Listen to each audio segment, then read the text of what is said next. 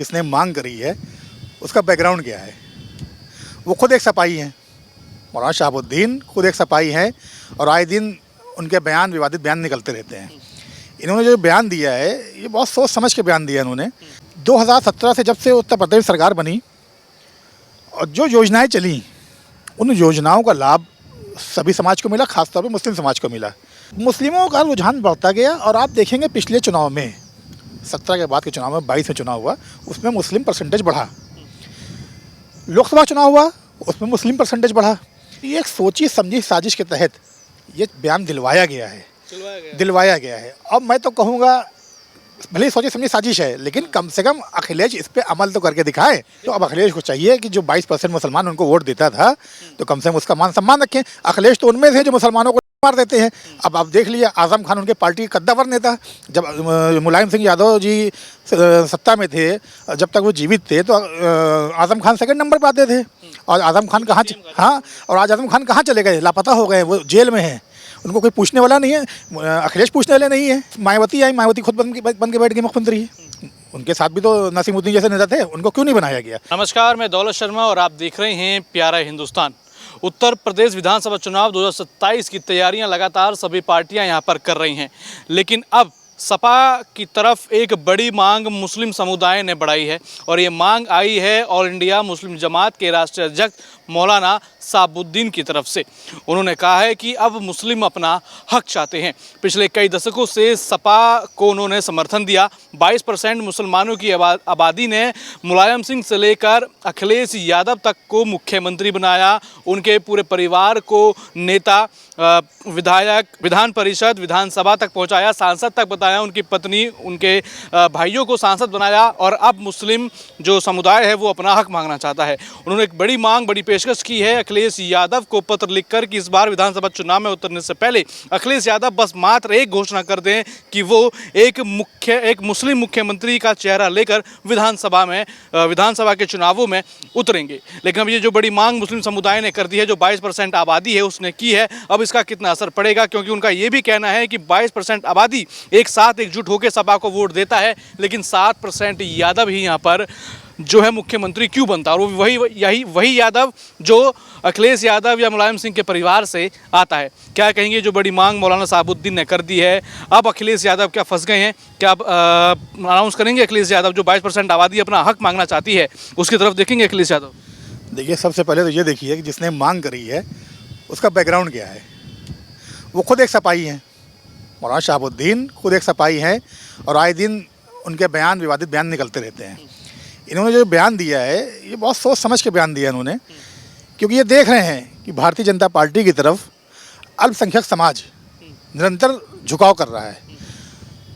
2017 से जब से उत्तर प्रदेश सरकार बनी और जो योजनाएं चली उन योजनाओं का लाभ सभी समाज को मिला, खासतौर पर मुस्लिम समाज को मिला। इन योजनाओं का लाभ लेकर के मुसलमानों ने देखा कि अरे मुझे तो सिर्फ डराया धमकाया जाता था, मुझे तो सिर्फ बरगलाया जाता था कि भाजपा तो हमारी हितैषी है, भाजपा तो हमारी हमदर्द है।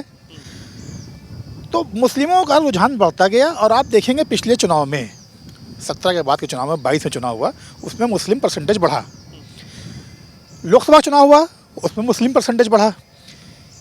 अब ये 27 का चुनाव जो आ रहा है इसमें विपक्षी पार्टियों में सुगबुगाहट शुरू हो गई कि अगर हमारा वोट बैंक जो है, जो पुराना वोट बैंक था, अगर हमसे सरक गया तो हम तो कहीं के नहीं रहेंगे।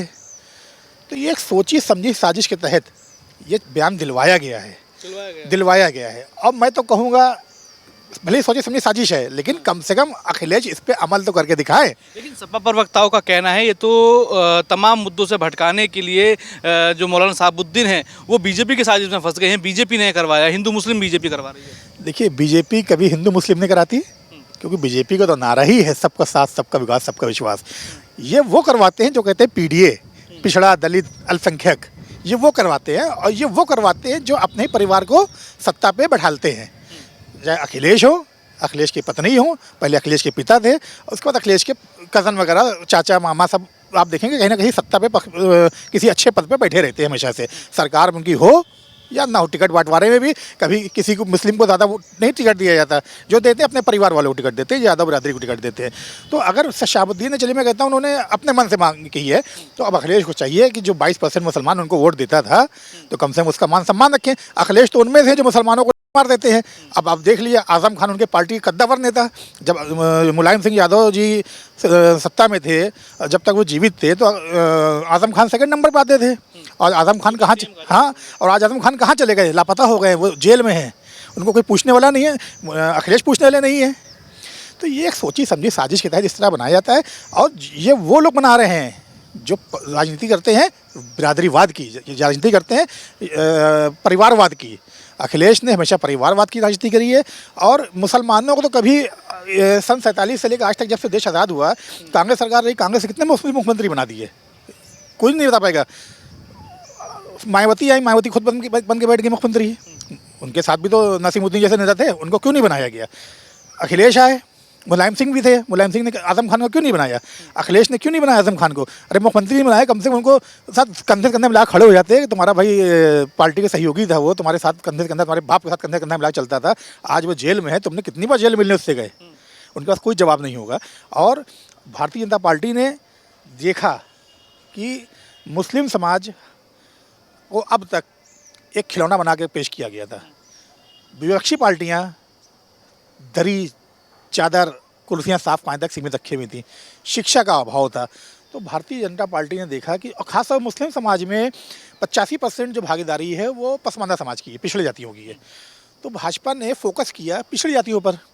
अब पिछड़ी जातियों पर जो फोकस किया, तो उसका फ़ायदा ये मिला कि जितनी पिछड़ी जाति मुस्लिम थी पसमानदा समाज में, उन्होंने योजनाओं का लाभ लेना शुरू किया, उन्होंने अपने उद्योग व्यापार बढ़ाए, उन्होंने साक्षरता बढ़ाई पढ़ाई लिखाई से, उन्होंने शिक्षा के क्षेत्र में वो नीट के एग्ज़ाम में बैठे, क्वालिफाई किया, बड़े बड़े डॉक्टर बन गए, लॉयर बन गए, IAS IPS बन गए। आप देखें, अगर 2014 के बाद से और फिर 2017 के बाद से मुस्लिमों का ग्राफ तो बढ़ा है पढ़ाई के क्षेत्र में। वो कैसे बढ़ा, क्योंकि भारतीय जनता पार्टी सरकार थी, दिल्ली से लेकर उत्तर प्रदेश तक।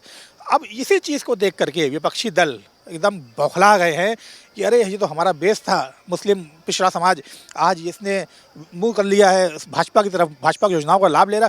और आपको मैं बता दूं, भारतीय जनता पार्टी का अल्पसंख्यक मोर्चा, वो लखनऊ से लेकर पूरे उत्तर प्रदेश की मैं बात कर रहा हूँ, और आदरणीय योगी आदित्यनाथ जी के नेतृत्व में और आदरणीय दानिश अंसारी जी राज्य मंत्री अल्पसंख्यक के, उन्होंने घर घर जा करके दानिश अंसारी जी ने और मुस्लिम समाज के लोगों को लेकर के एक एक बात पूछी कि तुम्हें क्या योजना मिल रही है, क्या योजना का लाभ नहीं मिल रहा है।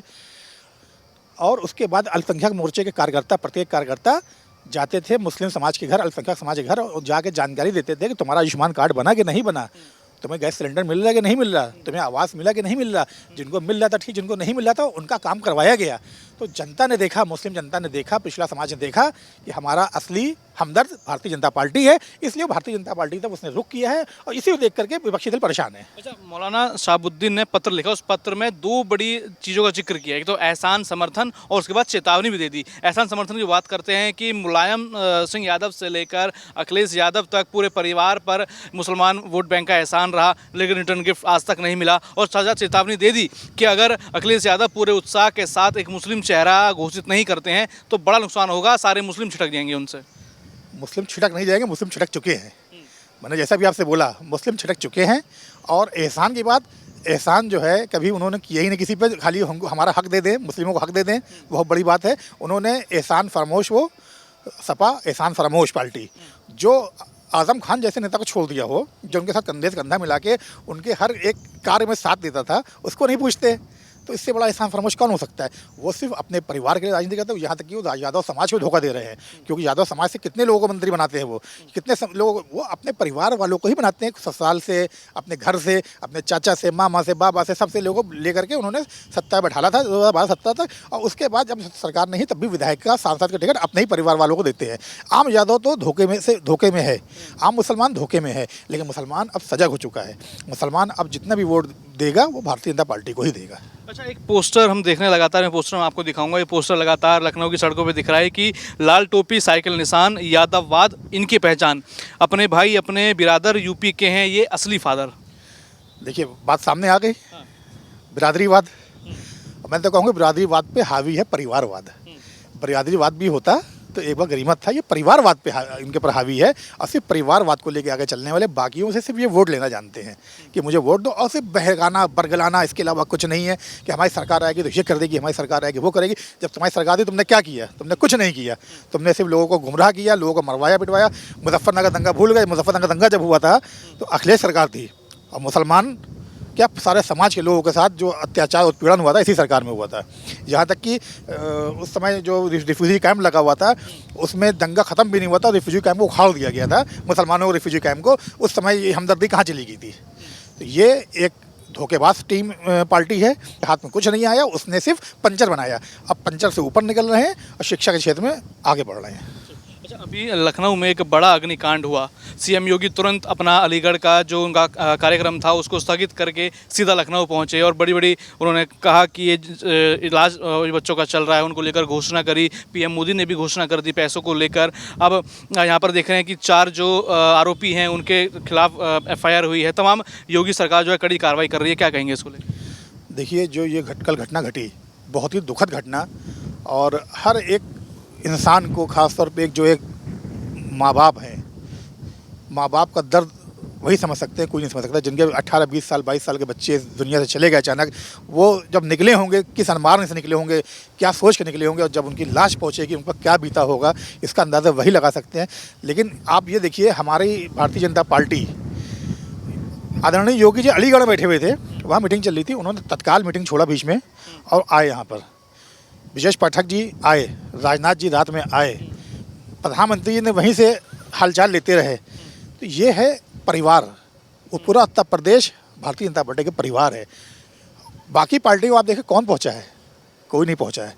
दर्द में हम शामिल हैं, पूरा भारतीय जनता पार्टी परिवार शामिल है, और हमारी पार्टी ने घोषणा कर दी 2 दिन तक कोई भी कार्यक्रम नहीं होगा, कोई भी कार्यक्रम नहीं होगा। ये है असली सहानुभूति, और हम हर कदम पे परिवार के साथ खड़े हुए हैं। उनको जो भी सहायता चाहिए होगी बढ़ चढ़ के हम सहयोग करेंगे। हमारा प्रत्येक कार्यकर्ता सजग है और उनके साथ मौजूद है। सीएम योगी का ये ताबड़तोड़ एक्शन तुरंत कुछ ही घंटों में लिया गया, सराहनीय है।